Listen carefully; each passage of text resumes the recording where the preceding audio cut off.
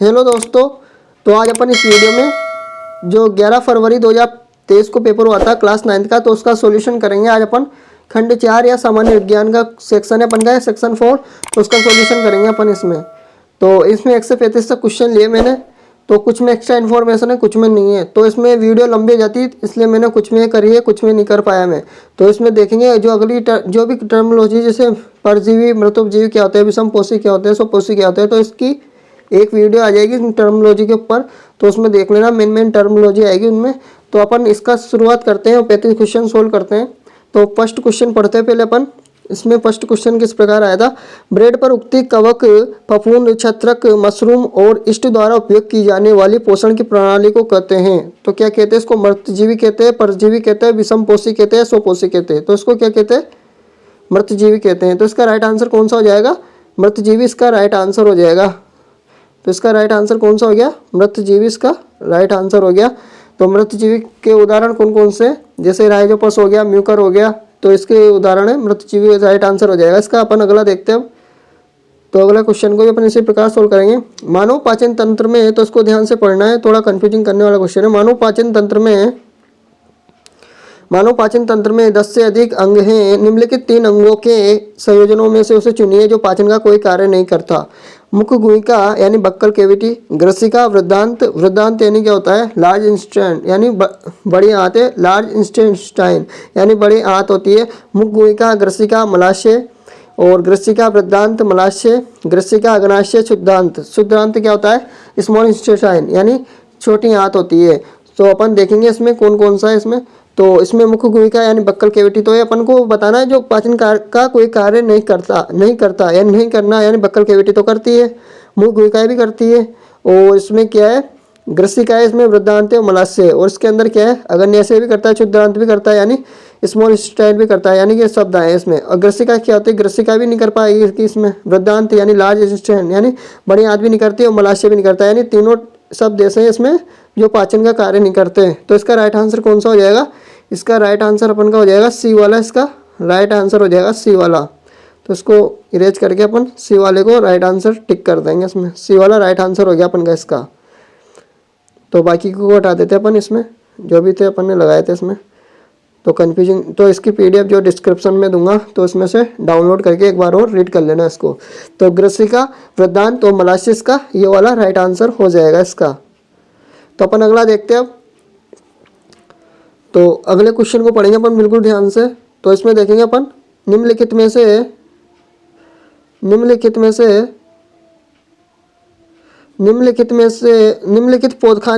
खाने योग्य पौधे या पादपों पर विचार कीजिए। बैंगन, भिंडी, केला, कद्दू या काशीफल।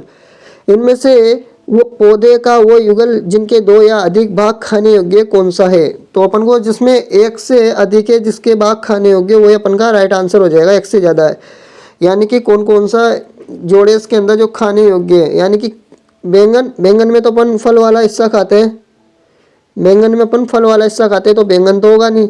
उसके बाद भिंडी भी नहीं होगा, भिंडी में अपन एक ही भाग खाते हैं। और केले में अपन तना भी खाते हैं, स्टेम वगैरह, और इसके केले को खाते हैं, ये फल वगैरह को, इसको फल, फूल, फ्लावर, ये तीनों चीज़ें खाते हैं इसके अंदर। तो 1 से ज़्यादा है इसके अंदर। कद्दू में भी खाते हैं अपन, कद्दू में फल, फूल, तो ये दोनों खाते हैं, यानी 2, यानी 1 से ज़्यादा खाते हैं अपन। तो 1 से ज़्यादा 2 गए ना इसमें, तो दोनों राइट आंसर हो जाएंगे इसके। कद्दू और ये केला, इसका राइट आंसर हो जाएगा, यानी 2 और 4 इसका राइट आंसर हो जाएगा। इसका राइट आंसर 2 और 4 राइट आंसर हो गया इसका। अपन अगला देखते हैं अब। कॉपर सल्फेट विलयन से ठोस कॉपर सल्फेट प्राप्त करने के लिए, यानी कि कॉपर सल्फेट विलयन से ठोस कॉपर सल्फेट प्राप्त करने के लिए उपयोग में लाई जाने वाली विधि क्या है। तो इसमें एक तो होता है क्रिस्टलीकरण होता है, तो इसका राइट आंसर है क्रिस्टलीकरण। भी अगर ऑप्शन में होता है ना, तो वो भी इसका राइट आंसर होता है। तो अब इसमें ऑप्शन तो वो है नहीं, तो इसके अंदर कौन सा ऑप्शन सही होगा अपन का, तो संघनन होगा या निवारण होगा या वाष्पन होगा या तलछटी होगा। तो वाष्पन होगा, यानी वाष्प के द्वारा हटा देंगे अपन, जो रहेगा ठोस को नीचे जमा हो जाएगा, यानी कि वाष्पन इसका राइट आंसर हो जाएगा है। यानी कॉपर सल्फेट विलयन से ठोस कॉपर सल्फेट प्राप्त करने के लिए उपयोग में लाई जाने वाली विधि वाष्पन, इसका राइट आंसर हो जाएगा। अपन अगला देखते हैं।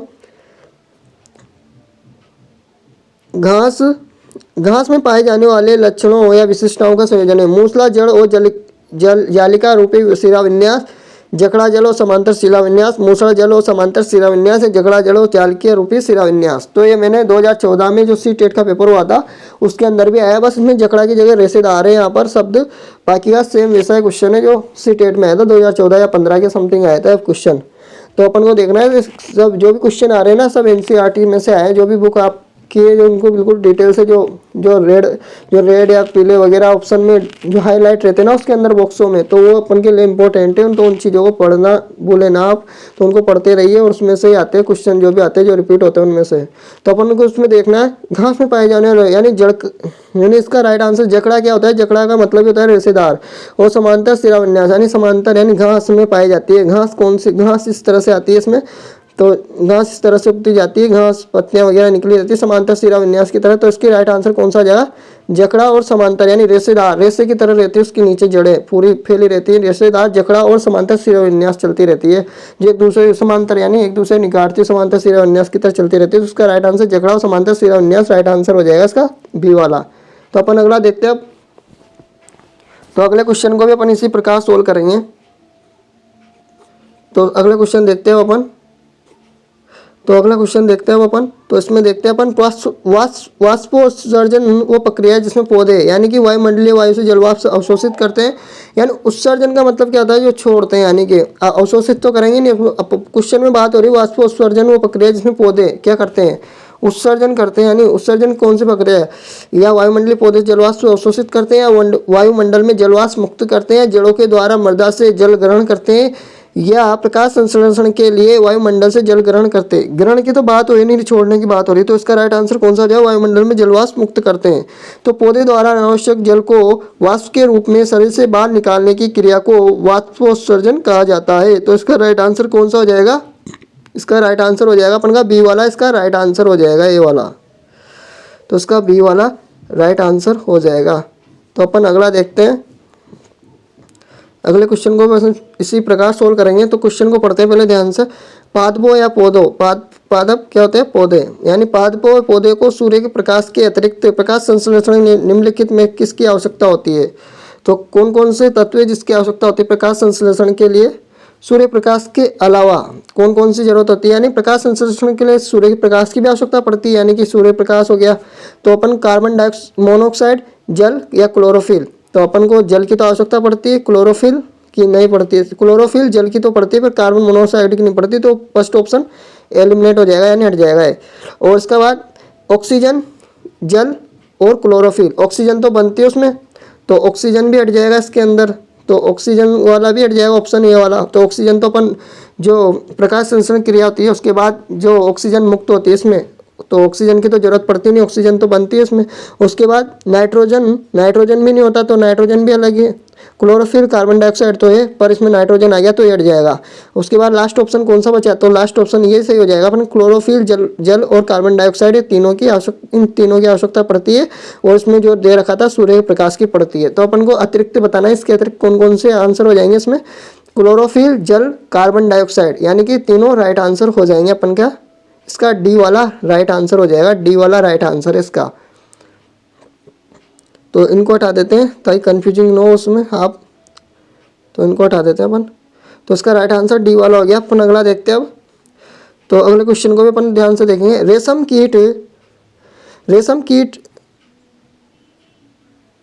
कीट रेशा स्रावित करता है जिसका पदार्थ होता है, जिसका पदार्थ काय का होता है, प्रोटीन का होता है या कार्बोहाइड्रेट का, केवल सेलुलोज का या स्टार्च या सेलुलोज का। तो इसका क्या है, रेशम कीट। तो यानी कि इसका कैटरपिलर या रेशम के कीड़े होते हैं जो प्रोटीन से बने फाइबर को स्रावित करते हैं, हवा के संपर्क में आने पर सख्त हो जाते हैं, यानी सख्त हो जाते हैं और रेशम के रेशे बन जाते हैं। तो इसका राइट आंसर कौन सा हो जाएगा, प्रोटीन हो जाएगा इसका राइट आंसर। तो रेशम के कीट रेशा स्रावित करते हैं, यानी प्रोटीन को जलाने में बदबू आती है जिससे बाल वगैरह इनमें सब में प्रोटीन पाया जाता है, अलग ही रहता है इनमें। तो रेशम कीट रेशा स्रावित करता है जिसका पदार्थ होता है प्रोटीन का। तो प्रोटीन इसका राइट आंसर हो जाएगा। तो अपन अगला देखते हैं अब। सर्दियों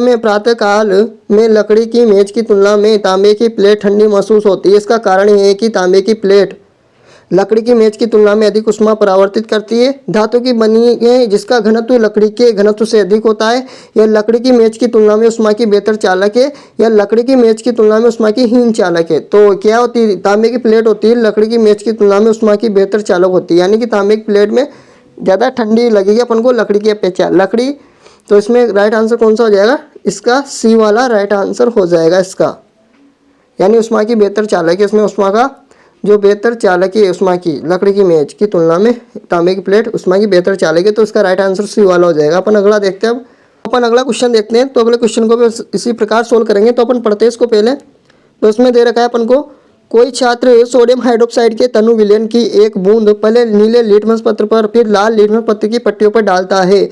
उसके ये प्रेक्षण होने चाहिए कि नीला लिटमस पत्र लाल हो जाता है और लाल लिटमस पत्र नीला हो जाता है। नीले लिटमस पत्र में कोई परिवर्तन नहीं होता परंतु लाल लिटमस पत्र नीला हो जाता है, या नीला लिटमस पत्र तो लाल हो जाता है जबकि लाल लिटमस पत्र में कोई परिवर्तन नहीं होता, और नीले और लाल दोनों ही लिटमस पत्र रंगीन हो जाते हैं। तो इसका राइट आंसर कौन सा होगा, तो अपन को ध्यान होना चाहिए यहाँ पर सोडियम हाइड्रोक्साइड क्या है, तो सोडियम हाइड्रोक्साइड एक बेस है यानी क्षार है। तो क्षार का क्या होता है, क्षार काय करता है, लाल को नीले में परिवर्तन करता है। तो अपन ने जो डाला था इसमें लाल को बदलता है सिर्फ, वो नीले को बदलेगा नहीं, नीला तो सिर्फ वैसा ही रहेगा। यानी कि क्षार का क्या काम होता है, लाल को नीले में परिवर्तन करता है। तो यानी कि नीले, पहले तो नीले पे डाला उसने क्षार, फिर लाल पे डाला, यानी कि नीला तो कुछ परिवर्तन होगा नहीं, तो नीले में कोई परिवर्तन नहीं होता। तो इसका राइट आंसर कौन सा हो जाए, नीले में तो कोई परिवर्तन होता नहीं है, नीले में कोई परिवर्तन होता नहीं है। इसका कलर चेंज करके इसको हाईलाइट कर देते हैं अपन थोड़ा। तो नीले में तो कोई परिवर्तन होगा नहीं और परंतु लाल लिटमस पत्र नीला हो जाता है, यानी नीले लिटमस पत्र में कोई परिवर्तन नहीं होता है और परंतु लाल लिटमस पत्र नीला हो जाता है। यानी कि अपन को ध्यान होना चाहिए यहाँ पर सोडियम हाइड्रोक्साइड क्या है, तो सोडियम हाइड्रोक्साइड है अपन का क्षार है। तो क्षार यानी कि अब अपन इसकी एक ट्रिक बताते हैं, मैंने कहीं से पढ़ी थी ट्रिक, तो इसको ट्रिक को ध्यान में रख लेना आप। अनिल होता है, जैसे बोलोगे नहीं तो अनिल, अनिल है जैसे अनिल, तो अम्ल ऐसे अम्ल, अम्ल क्या होता है, अम्ल नीले को अनिल, नील या न का मतलब होगा यहाँ पर नीला यानी नीला, और ल का मतलब होगा लाल, है ना। तो अम्ल नीले को लाल में परिवर्तन करता है, यानी कि ऐसा ध्यान रखना है अपन को। तो उल्टा हो जाएगा बेस का, लाल नीले में और क्षार क्या होगा, लाल को नीले में परिवर्तन कर, तो एक ध्यान रहेगा ना तो अपन को दूसरा ऑटोमेटिक ध्यान में आ जाएगा। तो इसका राइट आंसर कौन सा हो जाएगा अपन का, इसका राइट आंसर हो जाएगा अपन के पास, इसका राइट आंसर हो जाएगा बी वाला। और अपन को जो इसमें एक्स्ट्रा इन्फॉर्मेशन दे रही है उसको रीड कर लेते हैं अपन पहले। क्षार में पदार्थ होते हैं जो जल में घुलकर OH नेगेटिव आयन देते हैं तथा जल में घुलनशील क्षारक को क्षार कहते हैं। और अम्ल में पदार्थ होता है जिनका स्वाद खट्टा होता है उनके, क्योंकि उनमें अम्ल होते हैं। ऐसे पदार्थों की रासायनिक प्रकृति, दही, नींबू का रस, संतरे और सिरका, ये अम्लीय होते हैं। तो कौन कौन से अम्ल, दही, नींबू रस, संतरा, नींबू का रस और संतरा और सिरका, ये कौन से अम्लीय होते हैं। और ये अनिल ट्रिकेस की याद करने की, यानी अम्ल नीले को लाल में परिवर्तन कर देता है। तो यानी कि अपन ने इसमें डाला सोडियम हाइड्रोक्साइड, तो अपन को ये भी ध्यान होना चाहिए कि कौन सी चीज़ अम्ल है कौन सी चीज़ क्षार है। तो इसको इस तरीके से देखा जाएगा यहाँ से। तो इसका राइट आंसर बी वाला हो गया, इसको देख लेना आप। तो अपन अगला देखते हैं। तो अगला देखेंगे अपन इसमें रासायनिक अभिक्रियाओं की विषय में निम्नलिखित कथनों पर विचार कीजिए। अभिक्रिया के दौरान ध्वनि उत्पन्न हो सकती है, या अभिक्रिया के दौरान ऊष्मा उत्पन्न हो सकती है परंतु अवशोषित कभी नहीं होती। अभिक्रिया के दौरान कोई गैस सदैव निकलती है। बनने वाले उत्पादों का रंग या भौतिक अवस्था अभिकारकों के भिन्न हो सकती है। तो इसका राइट आंसर कौन कौन से हो जाएंगे इसमें देखना है अपन को बिल्कुल ध्यान। तो अभिक्रिया के दौरान कोई ध्वनि उत्पन्न हो सकती है, बिल्कुल सही। पॉप अप यानी पॉपअप की आवाज़ में ध्वनि उत्पन्न होती है, कोई में छोटी मोटी ध्वनि, कोई में बड़ी भी होती है। तो पॉपअप की तो अभिक्रिया दौरान ध्वनि उत्पन्न हो सकती है, तो इसमें राइट आंसर फर्स्ट हो जाएगा इसका। तो उसके बाद सेकंड देखते हैं, अभिक्रिया दौरान ऊष्मा उत्पन्न हो सकती है परंतु अवशोषित कभी नहीं, तो इसका ये गलत हो जाएगा। उसके बाद देखना है अपन को, अभिक्रिया के दौरान कोई गैस सदैव निकलती है, कोई जरूरी नहीं है। तो बनने वाले उत्पादों का रंग या भौतिक अवस्था अभिकारकों से भिन्न हो सकती है, बिल्कुल सही। तो इसका राइट आंसर कौन कौन से हो जाएंगे, 1 और 4, इसका बी वाला राइट आंसर हो जाएगा, इसका बी वाला राइट आंसर हो गया। अपन अगला देखते हैं अब। तो अगले क्वेश्चन को इसी प्रकार सोल्व करेंगे। मृदा के संबंध में, मृदा यानी मिट्टी के संबंध में जो मिट्टी वाला मृदा के संदर्भ में सही कथन चुनना है। धूमती मृदा यानी दोमट या धूमती मृदा में केवल बालू और चिकनी मिट्टी होती है। धूमती मृदा केवल बालू और चिकनी मिट्टी होती है। धूमती मृदा में जल अंतःकरण बहुत तीव्र होता है। अक्षय मृदा बनने की बहुत तीव्र प्रक्रिया है। या शीर्ष मृदा या टॉप सोइल मृदा में ह्यूमस की सबसे अधिक मात्रा होती है। तो इसका कौन सा राइट आंसर हो जाएगा, इसका डी वाला। जो टॉप सोइल होती है उसमें ह्यूमस की सबसे अधिक मात्रा होती है, नमी होती है उसमें। और दुमटी यानी बालू चिकनी मिट्टी तो होती है। और इसके बाद इसमें जो भी तय शीर्ष मृदा होती है तो इसमें सबकी बात होगी, एंड टॉप सोइल होती है जो उसमें ह्यूमस की सबसे अधिक मात्रा होती है। तो इसका यही राइट आंसर हो जाएगा डी वाला। मृदा के संबंध जो मिट्टी है उसके संदर्भ में सही कथन चुनना है अपन को। तो इसका राइट आंसर कौन सा हो जाएगा, डी वाला राइट आंसर हो जाएगा। अपन अगला देखते हैं अब।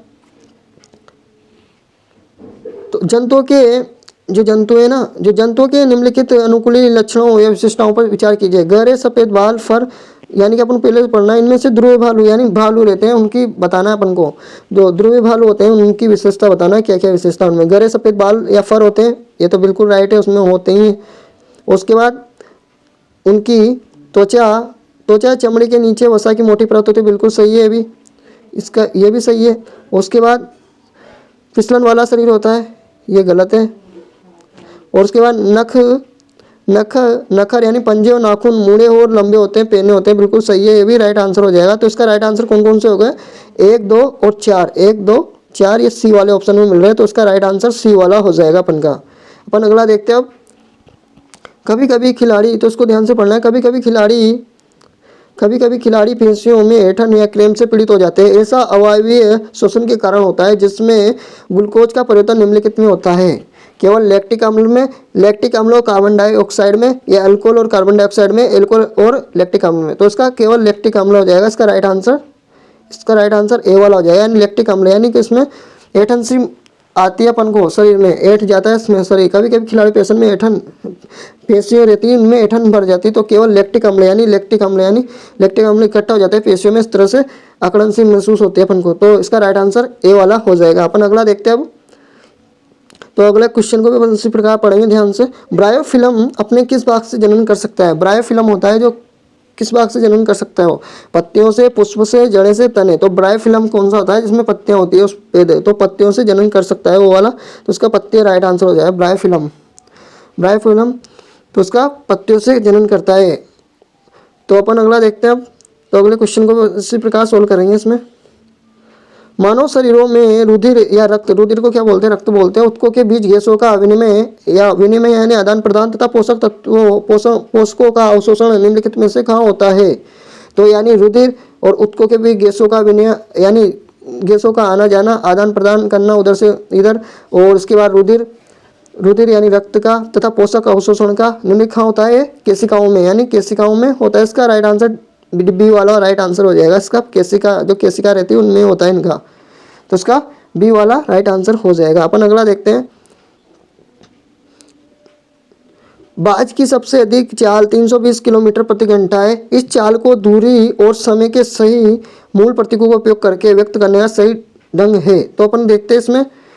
तो अधिक चाल है, तो चाल बराबर स्पीड बराबर क्या होती है, जैसे अपन को पता है इसमें चाल बराबर क्या होती है, स्पीड बराबर डिस्टेंस अपॉन टाइम होती है। यानी कि इसके डिस्टेंस क्या दे रखी है अपन को, 320 दे रखी है, और टाइम कितना दे रखा है, 320 किलोमीटर पर हावर में दे रखा है टाइम।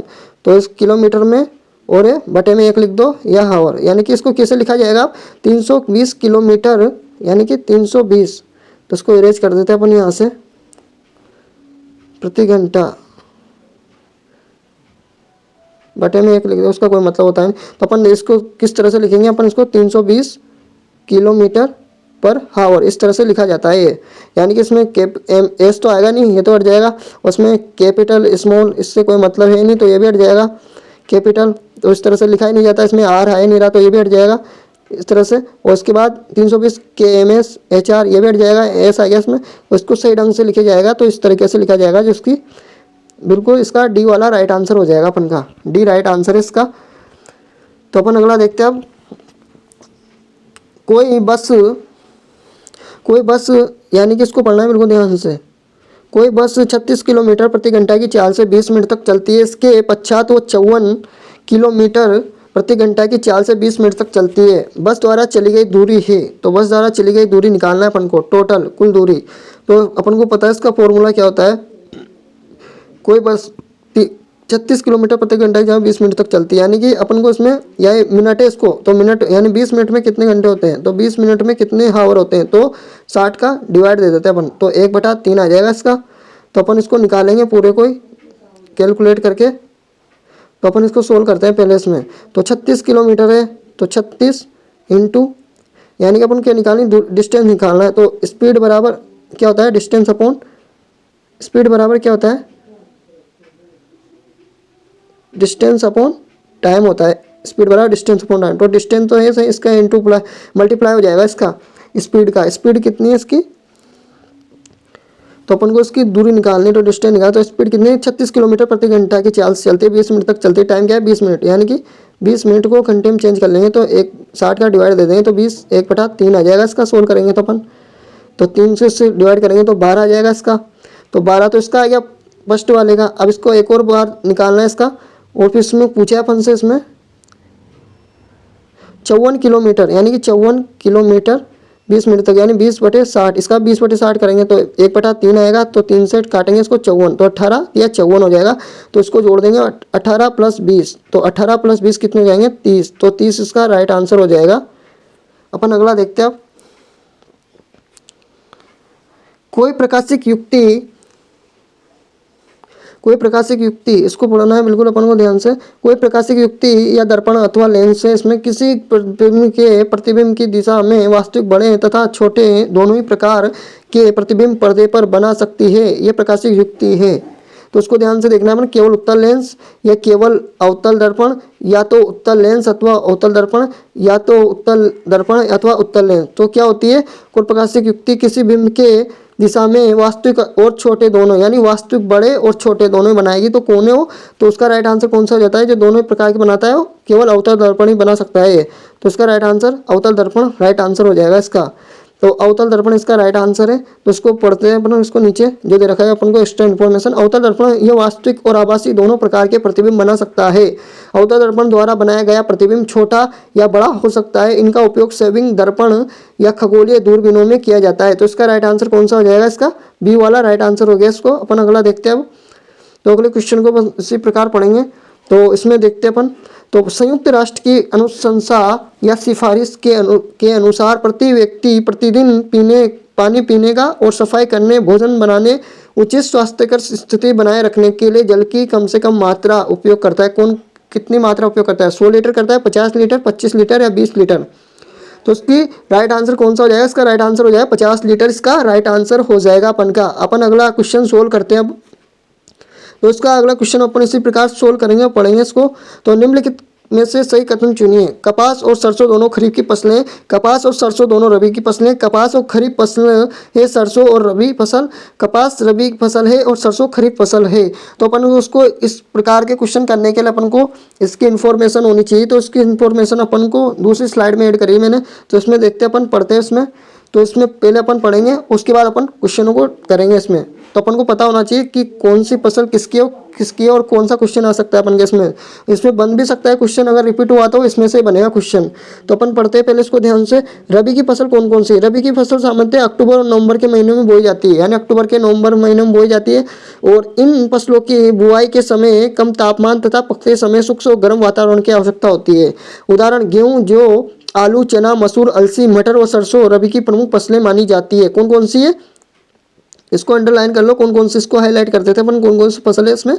एक तो गेहूँ है, गेहूँ, जौ, आलू, चना, मटर, अलसी, सरसों रबी की फसल है। तो ये फसल तो रबी की है। और बाकी खरीफ की फसल कौन कौन सी है, उन फसलों को कहते हैं जिन्हें जून जुलाई में बोते हैं। इसकी गर्मी में बोई जाती है जून जुलाई में। खरीफ की फसल यानी कि बरसात के जून जुलाई के समय बोई जाती है, अक्टूबर के आसपास काटते हैं। इन फसलों को बोते समय अधिक तापमान और आर्द्रता तथा पकते समय शुष्क वातावरण की आवश्यकता होती है। तो कौन कौन से, धान या चावल, धान को चावल, और मक्का, ज्वार, बाजरा, मूंगफली, गन्ना, सोयाबीन, उड़द, कुल्थी, जूट, सन, कपास। तो कपास आ गया अपन का इसमें। और जायद की फसल कौन कौन सी, इसको भी देख लेते हैं, कभी इससे क्वेश्चन बन जाए तो। की फसलों, जायद की फसल में कौन कौन सी है, तेज गर्मी शुष्क हवाएं सहन करने की अच्छी क्षमता होती है। उत्तर भारत में ये फसलें मुख्यतः मार्च अप्रैल में बोई जाती है। तो कौन कौन सी है, उदाहरण तरबूज, खीरा, खरबूजा, ककड़ी, ये 4 फसलें। तो अपन देखते हैं अब अपन इसका क्वेश्चन कौन सा है, इसका आंसर, इस वाले क्वेश्चन का आंसर देखते हैं अपन। तो इसमें देखते हैं अपन कौन सी फसल किसकी है। तो कपास किसकी फसल है, तो कपास है खरीफ की फसल है, अपन ने देखा था इसके अंदर। कपास कहाँ पर है, कपास ये रहा अपन के, इसको इसमें कर देते हैं अपन, इसको थोड़ा अंडरलाइन कर देते हैं। कपास किसकी फसल है, कपास है खरीफ की फसल। और इसमें सरसों आई, सरसों किसकी है, रबी की फसल। तो इसका राइट आंसर कौन सा हो जाएगा, इसका कपास खरीफ की फसल है, तो इसका ये वाला कपास खरीफ की फसल है और सरसों रबी की फसल है। तो इसका राइट आंसर कौन सा हो जाएगा? बी वाला, सी वाला राइट आंसर हो गया इसका। तो अपन इसी प्रकार सोल्व करेंगे। अगला क्वेश्चन को देखेंगे। पहले अपन निम्नलिखित कृषि पद्धतियों या क्रियाकलापों पर विचार कीजिए। तो जुताई, फसल और प्रति जमीन, खाद और उर्वरक मिलाना, ये चार पॉइंट दे रखे अपन को। और इनमें से मृदा को पोषण देने वाली पद्धतियां, जिनसे मृदा को पोषण मिलता है, कौन कौन सी पद्धतियां हैं, इनको ध्यान में रखते हुए अपन को आंसर टिक करना है इनको। तो मृदा को पोषण देने वाली पद्धतियां कौन कौन सी इसमें? तो मृदा को पोषण देती है जो, एक तो फसल चक्र होता है, प्रति जमीन भी होती है। अपन प्रति जमीन क्या होती है? जैसे कुछ समय के लिए जमीन को छोड़ देंगे तो अपन वो उपजाऊ हो जाती है, उसके फसल तो उपजाऊ आ जाता है, उसके अंदर उपजाऊ होने की क्षमता बढ़ जाती है उसमें। और खाद और उर्वरक मिलाना, खाद और उर्वरक मिला के भी अपन जमीन को उपजाऊ बना सकते हैं, यानी पोषण दे सकते हैं इनको प्रति जमीन से भी। और फसल चक्र यानी फसल चक्र से भी वो खाद उर्वरक मिलाना। तो इसका राइट आंसर कौन सा हो जाएगा? 2 3 4, 2 3 4 डी वाला राइट आंसर हो जाएगा इसका। अपन अगला देखते हैं। डी वाला इसका राइट आंसर हो गया। अपन अगला देखते हैं। निम्नलिखित पद्धतियों में से उस समूह को निम्नलिखित में से उस समूह को चुनिए जिनमें एक तत्व, एक यौगिक और एक मिश्रण है। जिनमें उन पद्धतियों को चुनना है अपन को जिनमें एक तत्व, एक यौगिक और एक मिश्रण है। तो गोल्ड या सोना, सल्फ्यूरिक एसिड, वायु, silver, carbon dioxide, sodium chloride, oxygen, मृदा, दूध, सिल्वर, चांदी या मेथेन, मैग्नीज डाइऑक्साइड। तो अपन को ध्यान में रखना है कि इसमें तत्व निकालना है अपन को, और यौगिक और मिश्रण, इनका तीनों कॉम्बिनेशन होना चाहिए एक एक में ऑप्शनों में। तो इसमें देखते हैं अपन पहले। तो अपन को ध्यान में होना चाहिए गोल्ड क्या है? एक गोल्ड तो एक तत्व है, यानी कि शुद्ध रूप में जो 24 कैरेट का गोल्ड होगा तत्व होगा। और सल्फ्यूरिक एसिड क्या है? एक यौगिक है। सल्फ्यूरिक एसिड एक यौगिक है। सल्फ्यूरिक एसिड एक यौगिक है। और उसके बाद क्या है? एसिड। वायु क्या है? मिश्रण है। सल्फ्यूरिक एसिड यानी कि ये दो तत्वों से मिलकर यानी कि मिला के बनाते हैं इसको सल्फ्यूरिक एसिड। H2SO4 होता है सल्फ्यूरिक एसिड, H2SO4। तो इसमें भी दो से ज़्यादा यानी तत्व, इसमें एक से दो तत्व है इसमें भी सल्फ्यूरिक एसिड में। तो इसमें भी ये भी होगा, यानी ये तो यौगिक है, तो बनाते इसको अपन। और सिल्वर, चांदी, ये है तत्व। चांदी क्या है? तत्व है। और उसके बाद कार्बन डाइऑक्साइड यौगिक है। सोडियम क्लोराइड भी यौगिक है। इसमें भी दो तत्व से मिलकर बनता है NaCl, सोडियम क्लोराइड। और ऑक्सीजन ये भी नहीं है ऑप्शन। मृदा, दूध, ये सब मिश्रण है दोनों। मृदा भी मिश्रण है और दूध भी मिश्रण है। सिल्वर तत्व है। मेथेन मिश्रण है। मेथेन और मैग्नीज डाई, तो ये भी हट जाएगा। तो इसका राइट आंसर कौन सा हो जाएगा अपन का? ए वाला, जिसमें तीनों अलग अलग चीजें हैं। गोल्ड क्या है इसमें? गोल्ड तो तत्व हो जाएगा। और ये जो सल्फ्यूरिक एसिड है यौगिक हो जाएगा। और वायु क्या हो जाएगा? मिश्रण। तो अपन को निकालना था तत्व, यौगिक और मिश्रण। तो इसका राइट आंसर कौन सा हो जाएगा? फर्स्ट वाला इसका राइट आंसर हो जाएगा। बाकी को हटा देते हैं अपन, ताकि इसमें PDF में दो तो आप कंफ्यूज ना हो कौन सा राइट है कौन सा रॉन्ग है। तो अपन इसका राइट आंसर ए वाला राइट आंसर हो गया इसका। अपन अगला देखते हैं। तो अगले क्वेश्चन को अपन इसी प्रकार पढ़ेंगे इसमें। तो इसमें निम्नलिखित में से संपर्क बलों के युगल को चुनिए। जो संपर्क बल के उदाहरण है उनको देखना है अपन, कौन कौन संपर्क बल है इसमें। तो पेशीय बल और चुंबकीय बल, पेशीय बल और घर्षण बल और स्थिर विद्युत बल, और गुरुत्वीय बल और चुंबकीय बल। तो अपन को ध्यान में रखना कौन सा इसमें संपर्क बल के उदाहरण है। संपर्क रहता है इनमें। तो पेशीय बल, अपन किसी भी वस्तु को खींचते हैं या धकेलते हैं, तो उसमें पेशीय बल यानी पेशियों का यूज होता है, तो पेशीय बल है। और घर्षण बल, तो अपन चलते हैं तो इसमें भी घर्षण का उपयोग होता है। संपर्क करते हैं किसी भी दो चीज़ों में होता है तो घर्षण होता है उसमें। तो इस तरह से पेशीय बल और घर्षण बल इसका राइट आंसर हो जाएगा। इसमें बी वाला राइट आंसर हो गया। और चुंबकीय बल क्या है? जो चुंबकीय बल होता है इसमें कौन सा बल? असंपर्क, ये होता है असंपर्क बल को उदाहरण है। और ये स्थिर विद्युत बल भी है। और गुरुत्वीय बल और चुंबकीय बल सब असंपर्क बलों के उदाहरण हैं। और पेशीय बल और घर्षण बल किसके? संपर्क बलों के उदाहरण हैं। तो इसको ध्यान से देखना है अपने क्वेश्चन को, और इसको सोल्व। इसका राइट आंसर हो जाएगा अपने पेशीय बल और घर्षण बल, इसका राइट आंसर हो जाएगा संपर्क बल का। तो अपन देखते हैं अगला क्वेश्चन। तो निम्नलिखित में से उन गैसों को चुनिए जिनकी पर्यावरण में वृद्धि करती सांद्रता के कारण वैश्विक तापन होता है। वैश्विक तापन यानी ग्लोबल वार्मिंग होती है। कौन कौन से जिम्मेदार है? तो सल्फर डाइऑक्साइड, ये तो गलत हो जाएगा। नाइट्रोजन और डाइऑक्साइड, ये भी गलत है। कार्बन डाइऑक्साइड सही है इसका right answer, carbon dioxide. CO2 और NO2 नाइट्रस ऑक्साइड NO2।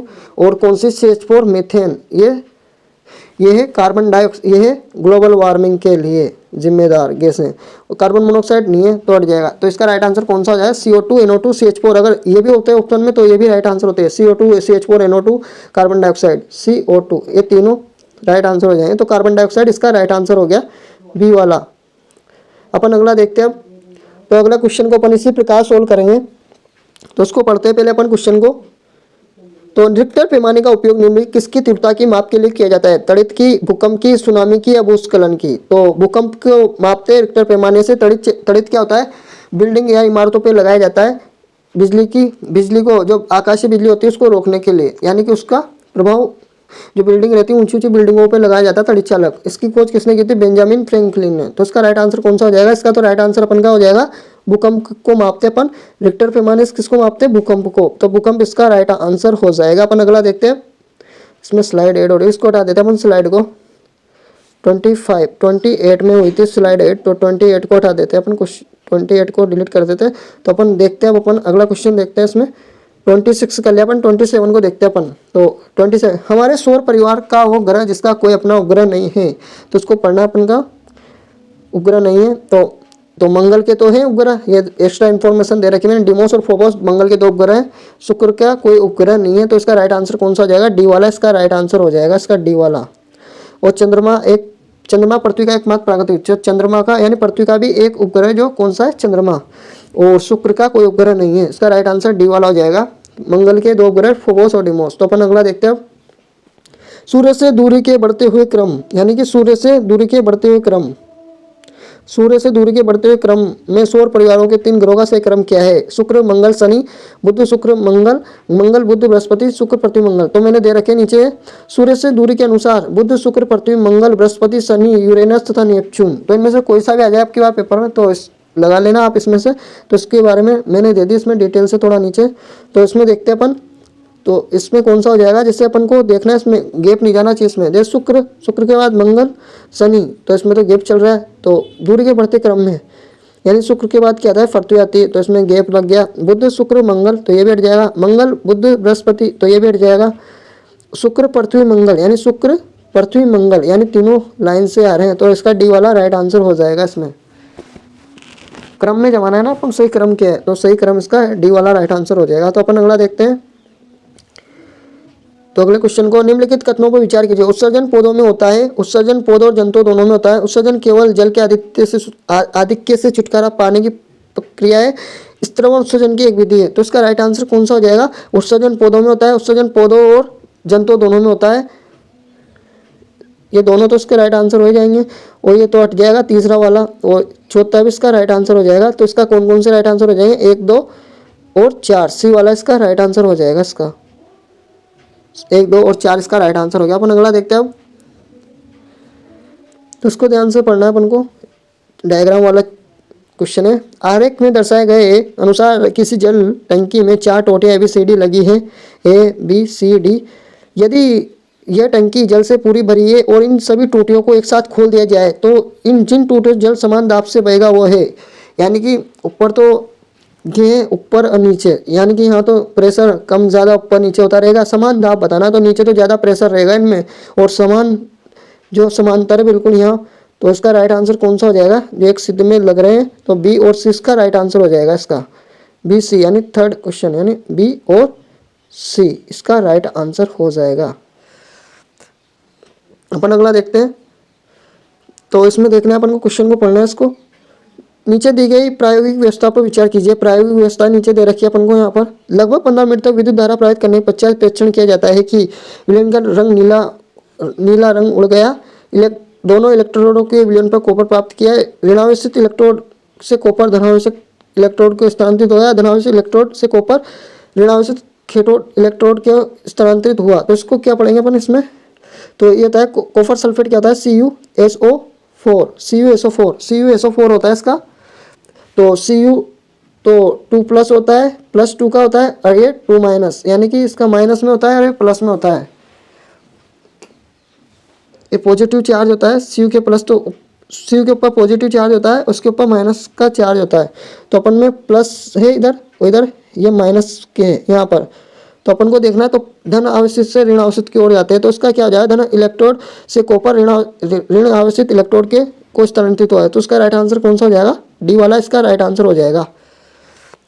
यानी कि प्लस से नेगेटिव, यानी प्लस चार्ज नेगेटिव की ओर स्थानांतरित होंगे, तो इसका राइट आंसर डी वाला हो जाएगा। अपन अगला देखते हैं अब,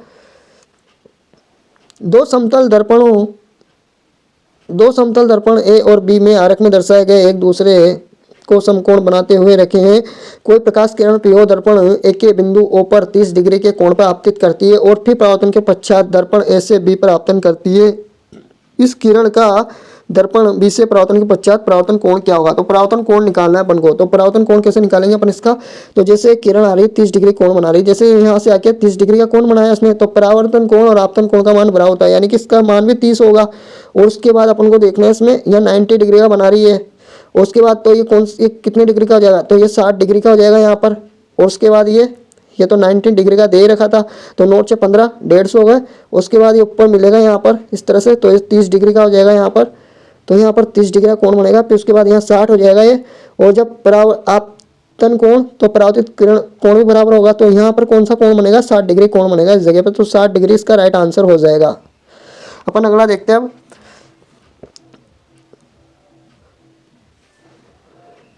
तो इसको ध्यान से पढ़ेंगे अपन। दर्शाए गए विद्युत परिपथ पर विचार कीजिए। इसमें ए बी तांबे का मोटा तार है, ए बी है जो तांबे का मोटा तार है। जब स्विच को चालू करते हैं तब तार ए बी से धारा प्रवाहित होती है और बल्ब जलने लगता है। परीक्षण करते हैं कि तार ए बी गर्म होकर लाल हो जाता है, विद्युत पूछ की भांति व्यवहार करता है और तुरंत पिघल जाता है। स्पर्श करने पर तीव्र झटका देगा, निकट रखी चुंबकीय सुई को विक्षेपित करता है। तो इसका राइट आंसर कौन सा हो जाएगा, गर्म होकर लाल हो जाता है, ये तो इसका होगा नहीं। विद्युत फ्यूज की भांति व्यवहार करता है। विद्युत फ्यूज क्या होता है, जब ज़्यादा वोल्टेज आते हैं तो उसको ये फ्यूज होता है वो पिघल जाता है, तो उसको बचाने के लिए होता है, तो ये भी हट जाएगा। स्पर्श करने पर तीव्र झटका देगा, तो छोटा परिपथ है तो इसमें झटका लगेगा भी नहीं, इसमें तीव्र झटका देगा नहीं है। और निकट रखी हुई चुंबकीय, तो इसका डी वाला ही राइट आंसर हो जाएगा। इसका निकट रखी चुंबकीय सुई को विक्षेपित करता है, तो इसका ये वाला राइट आंसर हो जाएगा। अपन अगला देखते हैं अब, तो इसको पढ़ेंगे अपन। आरेख में दर्शाए गए अनुसार 4 पृष्ठों S1, S2, S3, S4 पर प्रकाश की समांतर किरणें आपतित हैं। वो पृष्ठ कौन सा है जिस पर परावर्तन कोण और आपतन कोण के आपतन कोण के समान, यानी अपन को देखना है 4 पृष्ठ दे रखे अपन को, S1, S2, S3 और S4। तो अपन को देखना है किसमें परावर्तन कोण आपतन कोण के समान है। तो परावर्तन कोण और आपतन कोण, अपन को याद है कि परावर्तन कोण और आपतन कोण का मान बराबर होता है, तो इन चारों पृष्ठों पर लागू होगा वो, तो चारों इसका राइट आंसर हो जाएगा, S1, S2, S3, S4। तो इसका डी वाला राइट आंसर हो जाएगा, यानी कि सभी के लिए बराबर है, परावर्तन कोण आपतन कोण का मान बराबर है, तो इसका राइट आंसर डी वाला हो जाएगा। अपन अगला देखते हैं अब, ये लास्ट क्वेश्चन है अपन का 35, तो इसको सोल्व कर लेंगे अपन। तो पढ़ते हैं अपन इसको। किसी खाद्य आहार श्रृंखला के निम्नलिखित अवयवों पर विचार कीजिए। मेंढक, उकाब क्या होता है, गरुड़, कीट, घास, सर्प। खाद्य आहार श्रृंखला में इन अवयवों का सही क्रम है, तो यानी कि इसका कौन सा है, घास, कीट, सर्प, मेंढक, उकाब, या घास, मेंढक, कीट, सर्प, उकाब, या घास, कीट, मेंढक, उकाब, सर्प, या घास, कीट, मेंढक, सर्प, उकाब। तो इसका डी वाला राइट आंसर हो जाएगा, यानी कि घास रहता है, तो घास को कीट खाते हैं, फिर कीट को कौन खाता है, मेंढक खाता है, और मेंढक को कौन खाते हैं, सर्प खाते हैं, और सर्प को कौन खाता है, उकाब खाता है। तो इसका एक क्रम चलता रहता है, इस तरह से चलते हैं इनका क्रम। तो नीचे घास, फिर उसके बाद आएगा कीट, फिर उसके बाद आएगा मेंढक, फिर सर्प, फिर उकाब, इस तरह से चलता है इनका क्रम। तो इसका राइट आंसर डी वाला राइट आंसर हो जाएगा अपन का। तो इस वीडियो में अपन ने 35 क्वेश्चन सोल्व किए, तो आपको इसकी PDF डिस्क्रिप्शन बॉक्स में डाल दूंगा मैं, तो उसको डाउनलोड कर लेना, उसमें एक बार और रीड कर लेना वीडियो देख के।